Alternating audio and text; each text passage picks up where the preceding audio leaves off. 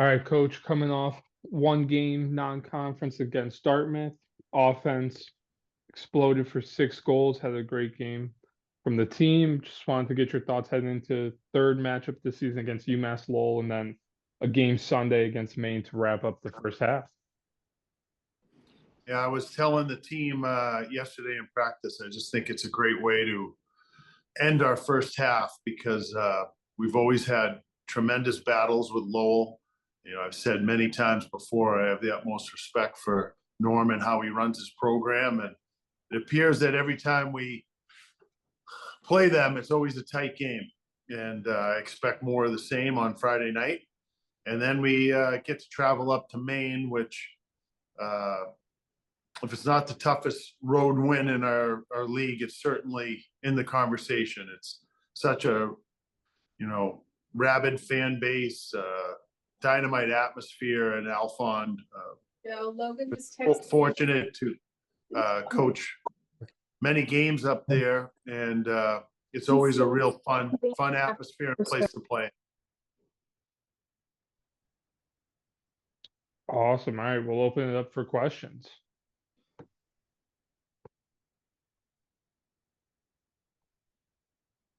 Go ahead, Daniel. I was looking through the stats and noticed that Joey Muldowney is tied for second on the team in assists.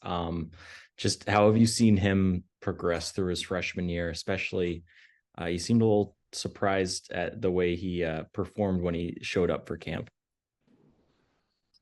Well, he was a kid that certainly had the ability to score goals, and that's the reason why San Jose drafted him. I think, when he got here, it was like we had a pretty good team, and it's always a big jump, for freshmen. But the one thing I think he's really found a home with Tristan Frazier and Ryan Tattle. That line has been, dynamite for us the past 3 games. So I've been happy with his progress, and they've really, brought a lot of energy, those 3 to our team the past 3 games. Johnny, we'll head over to you. Hey, Coach, nice to meet you. Just a question about Lowell's desperation. They lost back-to-back games this past weekend. You guys obviously coming off that big 6-1 win. You know how they play, but how can you match that energy level knowing that they're desperate to get back in the win column? It's a Hockey East game, Johnny. It doesn't matter really what's happened in the past. I know that, what fuels Norm is the next game he has on his schedule, and that happens to be us. So, and we treat it the same way. It's, the 6-1 win over Dartmouth has nothing to do with how we're going to play on Friday night. It's how are we going to practice this week? How are we going to prepare? And are we going to execute on Friday night? And I would imagine that that's the same mindset that Lowell's in right now.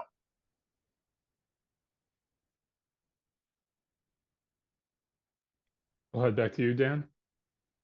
Was it intentional that the main game ended up on a Sunday so that you had a travel day up there? Or is that just how it worked out? Well, Lowell and Maine are 2 of the 4 teams that we play 3 times this year. So we had to, it's always tricky finding that time for that 3rd game. And I think Lowell's doing the same thing with Vermont. I think they're traveling up to Vermont on Sunday. So because we are going to Maine, it made sense that, there was a day off in between. If I remember correctly, last time you went up there a couple of years ago, you stopped at Bowdoin Midway, right? Are you doing that again? I don't think so this year. Because it's a Saturday, we did that because it was on a Thursday and we could get ice in the afternoon. I believe they have we looked into it because the guys don't mind stopping halfway and getting a skate. But I think this year they have a women's game or even a men's game maybe on Saturday afternoon. So we're just going to practice here and drive up. We couldn't get ice at Maine, so made sense to practice here and drive up.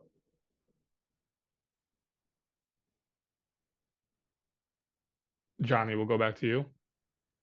Is there a hidden gem on this roster? I always like to ask about players who maybe don't get enough attention from the rest of the league. A guy that you see every day that might not be as noticeable as the Matthew Woods and the draft picks.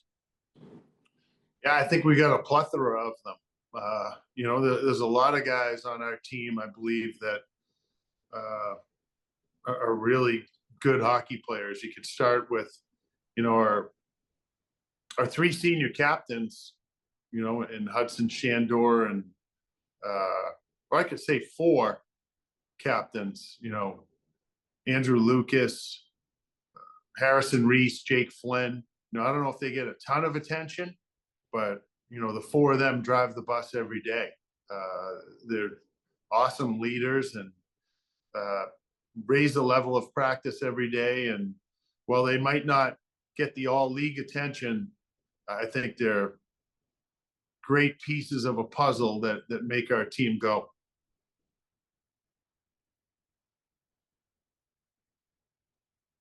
Go ahead, Dan. You said that Alphon's one of the toughest places to get a win. Do you enjoy going into those type of atmospheres and those really hard places to win? Or, is it something, not that you dread, but that you don't totally look forward to? No, I love it. I think it's great. What I dread is going to a building where there's 100 people, then there's no atmosphere and you got to create your own energy. Sometimes you do have to do that, but when you go to Alphon, like the pageantry they have up there, the kids waiting outside when you're walking into the rink to get into the game, it's awesome. It's one of my favorite places to go play.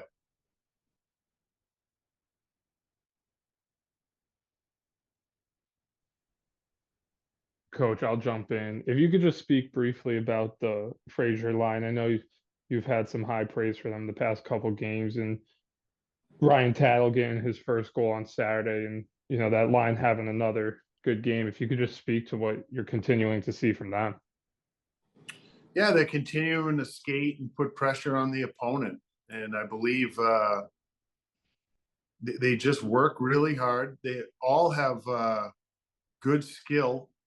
And you saw Ryan's goal was a great goal the other day, snapping that puck far side about 12 inches off the ice. Joey and Tristan and Ryan, they just really have some chemistry right now. As I said, they skate really well, they compete, and they take away time and space from the opponent, and they're playing great hockey right now. Go ahead, Dan.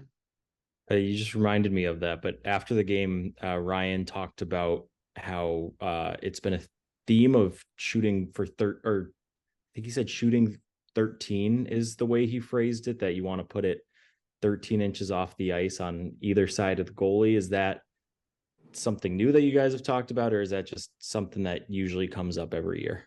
No, I think that's if you watch a lot of hockey or watch the NHL highlights, a lot of goals are scored there. It's a tough spot just under the glove or under the blocker and above the pads. It's a tough spot for a goalie to get to. I mean, it's not a secret or a revolutionary concept. It's a place where goal scorers score goals. And, we've been preaching it. I mean, the ones off, bar down look great, but they're hard to get the, score goals there.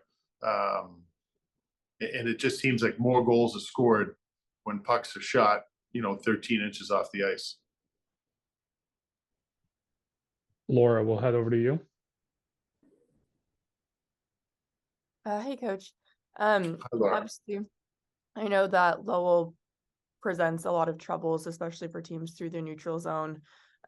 With that in mind, what are some of the things that your team needs to really be dialed in on heading into this weekend? Yeah, it's a great observation. They're an excellent neutral zone team. And I find that, just about everybody we've played has really tries to clog up the neutral zone, and much like we do as well, because you don't want teams gaining a lot of speed, attacking you with speed through the neutral zone.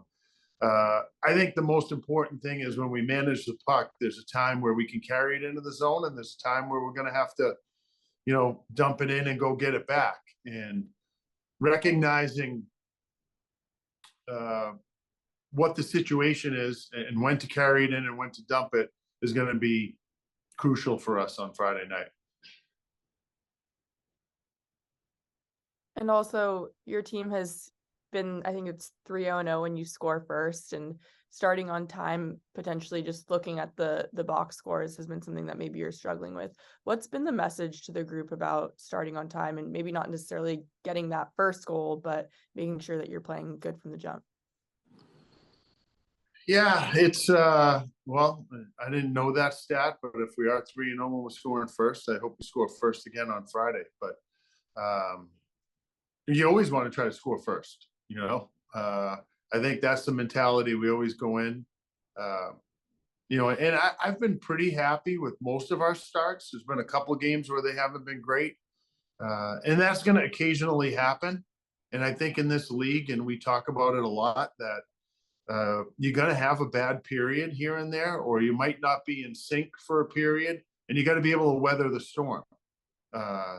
That's going to happen. There's a lot of good teams in our league, and if you can't weather the storm every now and then, you're not going to be successful. So that's what we talk about more than the start. Is if things aren't going well, let's make sure it's not a disaster, and we don't put ourselves in such a big hole that it's hard to come out of it. Johnny, we'll end it with you. This is my first time seeing the new rink. I just want to know what it's done for the program as far as recruiting and just the overall attraction to come and play for UConn. Well, I think you're going to be pretty impressed. It's certainly got a lot of curb appeal, but more importantly, it's a great venue for our student body just to walk over from their dorms to support our team, and also for our players, just the resources they have here to develop and become the best player that they can be, are second to none probably in the country. So those are the things that, I think are most important. Some others might disagree because the club room's pretty cool and the sight lines are great. It's certainly got an awesome atmosphere on game night.